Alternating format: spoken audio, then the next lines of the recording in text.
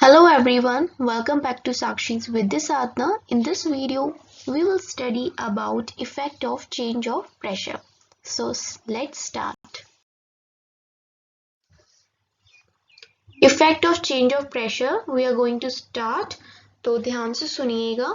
We have already learned that difference in various states of matter is due to difference in the distances between the constituent particles. हमने already पढ़ रखा है. अब हमने already क्या पढ़ रखा है? हमने ये पढ़ा कि जो वेरियस स्टेट्स ऑफ मैटर है. वेरियस स्टेट्स ऑफ मैटर क्या क्या है? Solid, liquid, gas. तो मैटर के जो ये अलग अलग स्टेट्स हैं, सॉलिड होती है कोई चीज, कोई लिक्विड और कोई गैस, इनमें जो अंतर आया है is due to the difference in the distance between the constituent particles. और ये अंतर किस वजह से आया है? उनकी कॉन्स्टिट्यूएंट पार्टिकल्स की वजह से आया है.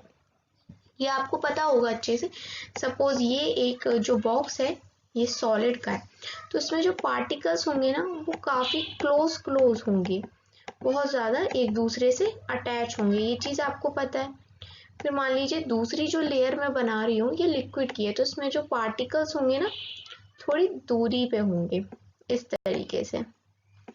और जब लास्ट में जब हम गैस के पे आ जाएंगे तो इसमें तो पार्टिकल्स काफी ज्यादा दूरी पे होते हैं. तो इससे हमें ये चीज पता पड़ रही है कि कॉन्स्टिट्यूएंट पार्टिकल से हम कैसे पता कर सकते हैं कि कोई भी स्टेट सॉलिड है, लिक्विड है या गैस है. यहाँ तक की बात क्लियर है हमें. Now what will happen when we start putting pressure and compress a gas enclosed in a cylinder? अब क्वेश्चन ये आता है कि क्या होगा अगर हम किसी भी गैस को प्रेशर देंगे और उसको कंप्रेस करने की कोशिश करेंगे, उस पर दबाव डालने की कोशिश करेंगे किसी भी एनक्लोज्ड बंद सिलेंडर में. फॉर एग्जांपल जिस तरह के ये सिलेंडर बने हुए हैं ये डायग्राम में.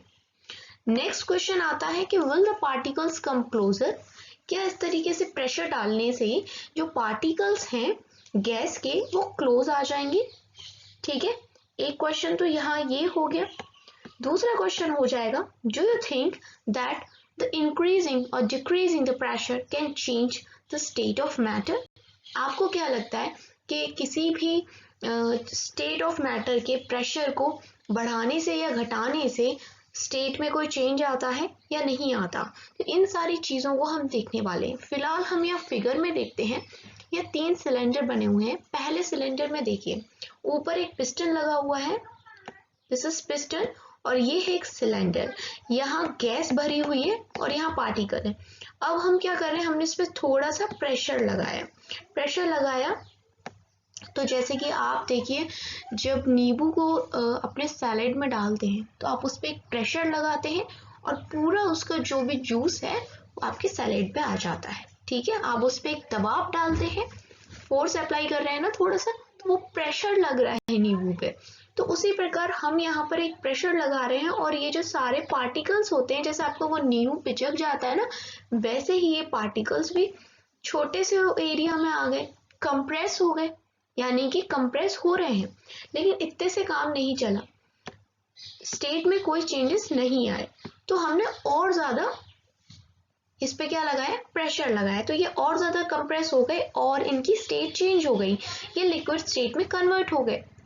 नीचे लिखा है देखिए, by applying pressure particles of matter can be brought close together. और प्रेशर लगाने से हम क्या कर सकते हैं कि पार्टिकल्स को और भी ज्यादा क्लोज लेके आ सकते हैं. Applying pressure and reducing temperature can liquefy gases. देखिए ये चीज हमने उस फिगर से सीखी थी. मैंने आपको अभी बताया कि हम जब बहुत ज्यादा प्रेशर लगा रहे हैं तो एक स्टेट पे हम स्टेट को भी चेंज कर सकते हैं गैस की, उसको लिक्विड में बना सकते हैं. अब देखिए यहाँ पर ये बहुत ही इंपॉर्टेंट पॉइंट लिखा हुआ है, इस पे आपको ध्यान देना है. पॉइंट है कि प्रेशर लगाने से और रिड्यूस करने से टेम्परेचर, कोई भी गैस को हम लिक्विफाई कर सकते हैं, यानी कि लिक्विड में कन्वर्ट कर सकते हैं. नेक्स्ट क्वेश्चन आता है, have you heard of solid carbon dioxide that is CO2? तो अब तक आप ये पढ़ते आ रहे थे कि जो CO2 होती है, कार्बन डाइऑक्साइड, ये एक गैस है. लेकिन आपने क्या कभी ऐसा सुना है कि ये कार्बन डाइऑक्साइड एक सॉलिड भी है? मोस्ट ऑफ यू का आंसर होगा नो, आपने नहीं सुना। कुछ हो सकता है कुछ जानते हो, अगर जो लोग जानते हैं तो ये बहुत अच्छी बात है, और जो नहीं जानते उनको मैं अभी बताती हूँ कि कार्बन डाइऑक्साइड का एक रूप ऐसा भी होता है जहां वो सॉलिड स्टेट में होती है। It is stored under high pressure, और इसीलिए उसको स्टेट में, सॉलिड स्टेट में बनाए रखने के लिए हम इसे किस में स्टोर करते हैं? हाई प्रेशर के अंदर। Solid carbon dioxide gets converted directly to gaseous state on decrease of pressure to 1 atmosphere। देखो, अभी हम उसको कार्बन डाइऑक्साइड को सॉलिड में बनाए रखने के लिए क्या कर रहे हैं? हाई प्रेशर में स्टोर कर रहे हैं। अब वहीं अगर हमें इसे गैस में कन्वर्ट करना हो तो हम इसका प्रेशर कम कर देंगे, और कितना कम कर देंगे? टू 1 एटमॉस्फेयर कम कर देंगे, without coming into liquid state. और इसमें बीच में कोई लिक्विड स्टेट नहीं आएगी, गैस से सॉलिड और सॉलिड से गैस वाली सिचुएशन बनेगी। This reason that solid carbon dioxide is also known as dry ice, और इसी वजह से हम सॉलिड कार्बन डाइऑक्साइड को ड्राई आइस भी कहते हैं। ठीक है, ये पॉइंट याद रखिएगा, कोई पूछे तो अब आप बता सकते हैं। Thus, we can say that pressure and temperature determine the state of a substance, whether it will be solid or liquid or gas। तो conclusion ये निकल के आता है कि जो pressure और टेम्परेचर है ये बहुत इंपॉर्टेंट रोल प्ले करते हैं ये डिटरमाइन करने में कि कोई भी सब्सटेंस की स्टेट क्या होगी, whether it will be solid, या तो वो सॉलिड हो, लिक्विड हो या गैस हो। तो सबसे इंपॉर्टेंट जो रोल प्ले करते हैं वो करते हैं प्रेशर और टेम्परेचर। अब हम कुछ इंपॉर्टेंट टर्मिनोलॉजीज देख लेते हैं, लाइक कन्वर्जन जो होता है एक स्टेट का दूसरे स्टेट में, तो उसको हम पर्टिकुलर किस नाम से बुलाते हैं। तो ये आपको 1 मार्क क्वेश्चन में भी आ सकता है, और नॉर्मली भी आपको ये चीज़ें पता होनी चाहिए, तो वो चीज़ें हम देख लेते हैं। अगर मान लीजिए कोई चीज़ है, जो वो कोई सब्सटेंस है वो सॉलिड है, अभी किस चीज में है? वो सॉलिड। अब वो जा रहा है सॉलिड से लिक्विड में, तो जब कोई चीज सॉलिड से लिक्विड बनेगी तो उसको हम कहेंगे फ्यूजन। आप एरो की डायरेक्शन देखिए, पहले बाहर वाले एरोस को हम पढ़ रहे हैं, ये वाला जो बाहर है उनको। अगर कोई चीज सॉलिड टू लिक्विड कन्वर्ट हो रही है तो हम कहेंगे कि फ्यूजन हो रहा है। ठीक है, अब लिक्विड से अगर कोई चीज गैस बनेगी then we will call it vaporisation. कहते हैं ना, आपको पता है जब पानी बॉईल करता है बहुत ज्यादा, फिर भाप बनती है, तो हम कहते हैं ना वेपराइजेशन हो गया, स्टीम आती है जिसमें, तो दैट इज वेपराइजेशन। अब सेम चीज, अब कोई चीज गैस बन चुकी है, ये मैंने आपको सब्लिमेशन जब पढ़ाया था तब बताया था कि अगर गैस से डायरेक्टली कोई चीज सॉलिड बन रही है without coming into liquid state, it is known as deposition.